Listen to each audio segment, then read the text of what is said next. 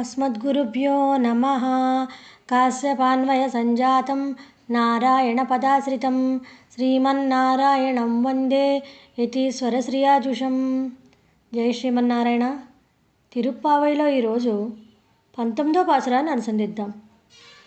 కుత్తు విளக்கெரிய கோட்டுக்கால் கட்டில் மேல் மெத்தன்ன பஞ்சசைனத்தின் மேலேறி கொத்தலர் பூங்குழல் நப்பின்னை கொங்கை மேல் வைத்து கிடந்த மலர் மார்பா வாய்திருவாய் மைத்தடங்கண்ணினாய் நீயுன் மணாளனை எத்தனை போதும் துயிலஜவட்டாய்கான் எத்தனை ஏலும் విరివాతగిల్లాయాల్ తత్వమన్ను తగవు ఏలోరెంబావాయ్.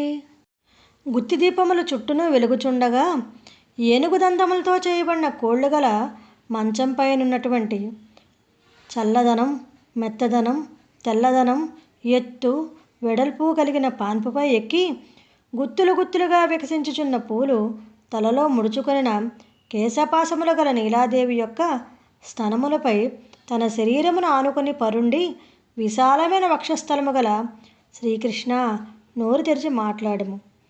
కాటుకు పెట్టుకున్న విశాలమైన కన్నుల గల ఓ నీలాదేవి, నీవు నీ పురిని ఎంతసేపు లేవనీయవు? ఇంత మాత్రపు ఎడబాటు కూడా ఓర్వలేకుండుట నీ స్వరూపమునకు, నీ స్వభావమునకు తగదు. ఈ పాసురము యొక్క తాత్పర్యం. కిందటి పాసురమున నీలాదేవిని మేల్కొల్పి ఈ పాసురమునందు శ్రీకృష్ణుని నీలాదేవిని కూడా మేల్కొనవలసిందిగా అర్థించుచున్నారు. లక్ష్మీదేవి పురుషకారము అనగా మధ్యవర్తిని, ఆమె అంశయే నీలాదేవి. నీలాదేవిని మేల్కొల్పుడిచే పురుషకారమును ముందుగా ఆశ్రయించుట సూచించబడింది. లక్ష్మీదేవి పురుషకారం గనక ఆమె ఆశ్రయించుటకు వేరొకరిని ఆశ్రయింపనక్కర్లేదు. కానీ పరమాత్మ ఆశ్రయించినప్పుడు అమ్మవారిని ఆశ్రయించే చేరవలను పరమాత్మ దగ్గరికి. జగత్తు పరమాత్మకు శేషభూతము. శ్రీమన్నారాయణుడు శేషి.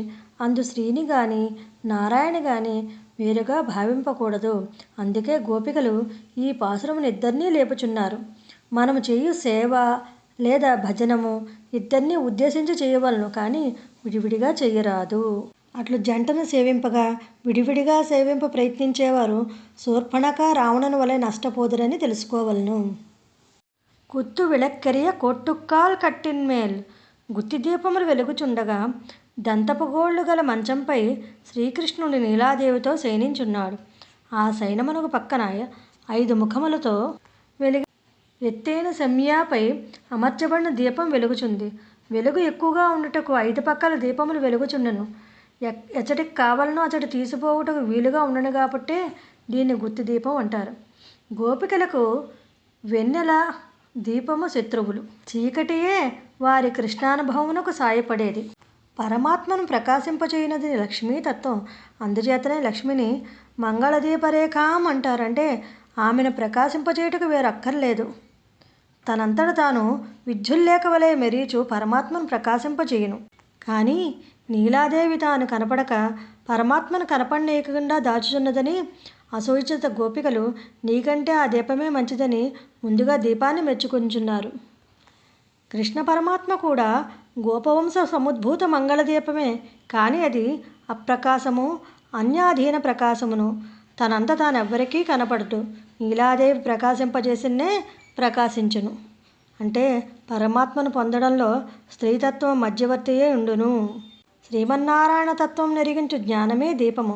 ఇది పంచముఖముగా వెలుగడి గుత్తి దీపము. నీలాకృష్ణులు శయనించిన మంచము దంతపు కోళ్ళు కలది. కువలయాపీడమును ఏనుగుని చంపింది ఈమె కొరకే.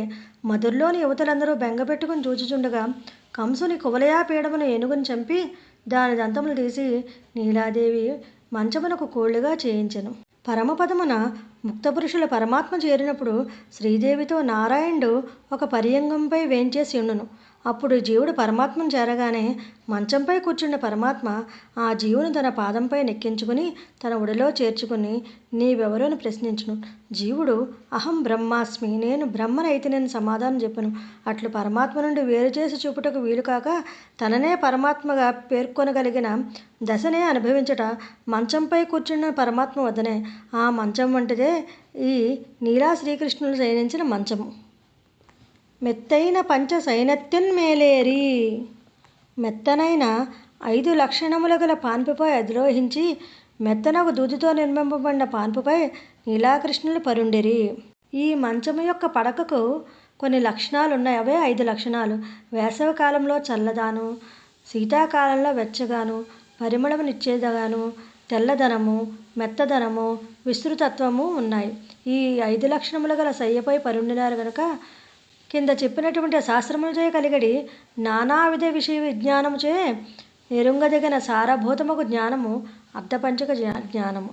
ప్రాప్యస్య బ్రహ్మణో రూపం ప్రాప్తుస్య ప్రస్యగాత్మనః ప్రాప్తుపాయం ఫలం ప్రాప్తేః తదా ప్రాప్తి విరోధి చ వదంతి సకల వేదాః సేతిహాస పురాణకాః మునయశ్చ మహాత్మానః వేద వేదాంత పారగాః. సమస్త వేదములు, ఇతిహాసములు, పురాణములు మున్నగు ప్రమాణములు వేద వేదాంత పారగులకు మహాత్ములకు మునులను ఈ 5 విషయములందే ప్రతిపాదించుచుంటుట ఎరుంగదగును. ఈ 5 విషయములే అర్ధపంచకం అనబడును. అర్ధపంచక జ్ఞానమే మెత్తని పంచశయనము. అర్ధపంచక జ్ఞానం కలవారికి భగవదనుభవం సులభమగును. ఆ శయ్యపై లీలా శ్రీకృష్ణులు శయనించిరి. కొత్తలర్ పూంగులర్ నప్పిన్నై కొంగై మేల్ వైత్త కిడంద మలర్ మార్బా వాయ్ తిరవాయ్. గుత్తులు గుత్తులుగా వికసించుచున్న పువ్వులు కేశములందు ధరించిన నీలాదేవి యొక్క స్తనములు అనుకుని శయనించిన విశాల వక్షస్థలము గల ఓ దేవా, ఒక మాటను పలుకుము. ఆమె వక్షస్థలము యొక్క స్పర్శయే స్వామి హృదయము విశాలమగుటకు కారణము. ఆమె కేశపాసమునందలి పుష్పములు శ్రీకృష్ణ స్పర్శచే వికసితములైనవి. శ్రీకృష్ణుని వక్షస్థలము నీలాతుంగ స్తన స్పర్శచే వికసితమైనది. ఆశ్రయణ దశలో లక్ష్మి పైనుండి జీవులను పరమాత్మతో చేర్చుచుండును. భోగదశలో పరమాత్మలో తాను అణిగి ఉండి జీవులచే సేవించబడును. ఈ దశలు చూపించుటకే నీలాదేవిపై శ్రీకృష్ణుడు, శ్రీకృష్ణుడిపై నీలాదేవి పరుండినట్లు గోపికలు పేర్కొన్నారు. మైత్తడంగణ్ణినాయ్ కాటుకచే విశాలమైన కన్నుల గలదానా, ఇట్లు ప్రార్థించను. శ్రీకృష్ణ పరమాత్మ మాట్లాడుకుండుటచే గోపికలు గవాక్షరంధ్రముల గుండా చూచి శ్రీకృష్ణుని కిందగా పరుండిన్న నీలాదేవిని శ్రీకృష్ణ పరమాత్మ మాట్లాడవలదని లేచి వెళ్ళవలదని తన కన్నులతో వారించినట్లు తోచినది. ఈమె కంటికి కాటుక ధరించింది. భగవత్ స్వరూపం ఎరింగిన వారందరూ ధరించడి భగవత్ ప్రేమాంజనమే ఈమె ధరించిన కాటుక. ఇది ధరించిన వారికి నిధి వలె గూఢమైన భగవత్తత్వమును విశదముగా తెలియజేస్తుంది. పిల్లలు ఎంతటి అజ్ఞానులైనను ధూర్తులైనను తల్లి కన్ను ఎర్రబారదు, నల్లధనమును వీడదు. అందుకే మన గోపికలు కూడా కాటుక కన్నుల గలదానా అని నీలాదేవిని కన్నుల్లో నల్లధనమునే ప్రధానంగా భావించారు. మన అపరాధములు కనపడకుండా చేయనదిను స్వామి నిరంకుశత్వమును తగ్గించినదియు ఈమె కంటే నల్లధనమే అని గోపికల యొక్క భావన. నీవున్ మనాళనై ఎత్తనై పోదం తుయిలయ వట్టాయిగాళ్. నీవు నీ ప్రియును ఒక్క క్షణమైనను నిద్ర నుండి మేల్కొనియ్యవు గదా. శ్రీకృష్ణుడు నీకే శేషభూతుడు, నీ సంబంధమును బట్టియే మేము కాంక్షించుచుంటుమి అని గోపికలు తెలుపుచున్నారు.